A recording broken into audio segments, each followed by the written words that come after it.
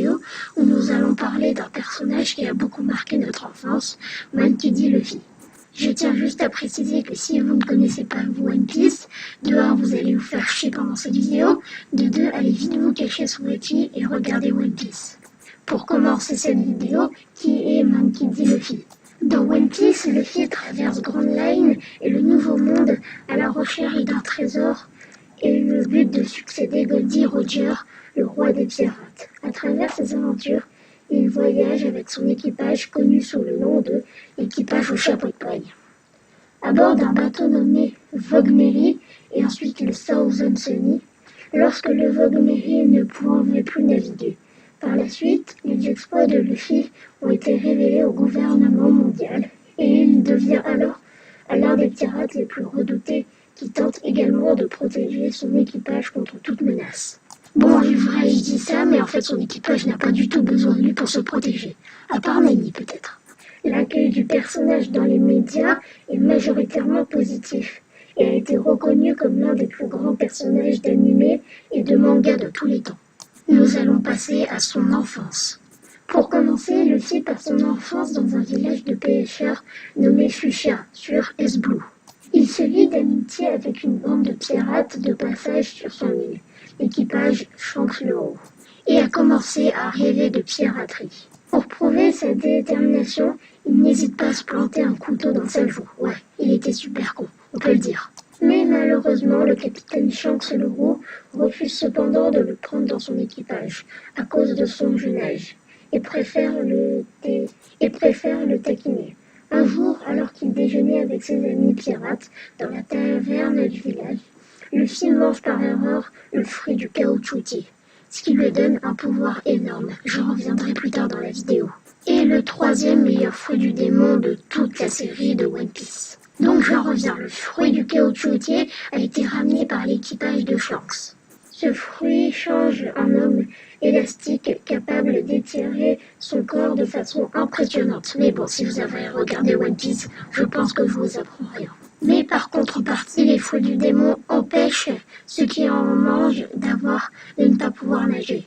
Ce qui est évidemment un handicap pour devenir un jour un grand pirate. C'est le même jour, un peu plus tard dans la journée, qu'un bandit des montagnes nommé Iguma et sa bande font irruption dans la taverne pour se procurer de l'alcool.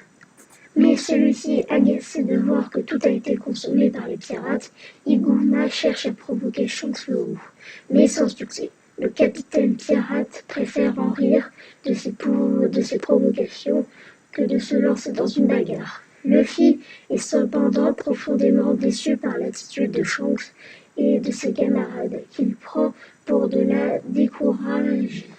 Peu de temps après, alors que les capitaines sont sortis en mer, Luffy rencontre de nouveau la bande de Iguma et se prend la défense de ses amis pirates devant la moquerie des bandits.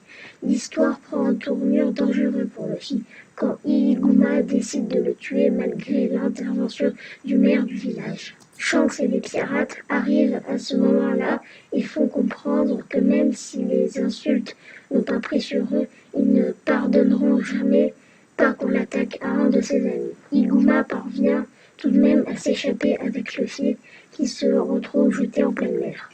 Alors qu'il est sauvé in extremis des dents d'un monstre marin par Shanks qui a sacrifié néanmoins son bras gauche.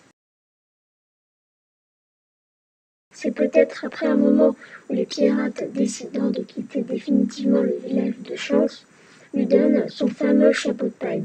Cet objet extrêmement précieux aux yeux de Luffy symbolise d'une part de son amitié avec Shanks et l'autre part de sa promesse de devenir un roi des pirates, souverain de toutes les mers du monde. Ce n'est qu'une fois cet objectif atteint que Luffy lui rendra son chapeau. Pour parvenir à réaliser ce rêve, il doit traverser la route de tous les périls, Grand Line. Et pour la dernière partie de cette vidéo, nous allons parler de ses techniques. Luffy est de loin le membre le plus fort de son équipage avec Zoro et Sanji. Il dirige toujours instinctivement vers l'ennemi le plus redoutable pour l'affronter en priorité. C'est toujours lui qui affronte, entre guillemets, les boss adverses quand Zoro et Sanji se mesurent respectivement au deuxième et au troisième ennemi le plus fort, Ruffy, un de ces 3 personnages, est gravement blessé. Grâce au fruit du caoutchoutier, il est doté d'une grande résistance alors que ses techniques lui confèrent une puissance impressionnante.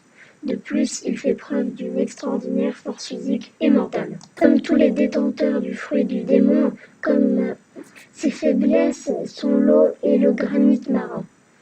De plus, son fruit lui rend vulnérable aux armes tranchantes et à la chaleur, mais il l'immunise totalement à l'électricité et aux armes contendantes. Luffy maîtrise aussi en bonus le fluide royal. De plus, toutes ces techniques commencent par Gum Gum en référence à son fruit du caoutchoutier. Je vais en citer quelques-uns. Par exemple, on a le Gum Gum Pistol, le Gum Gum Canon, le Gum Gum Balloon, et j'en passe vraiment beaucoup. J'espère que cette vidéo vous aura vraiment plu. N'hésitez pas à vous abonner, ça me ferait vraiment chaud au cœur. Et je vous dis à la prochaine fois pour une prochaine vidéo.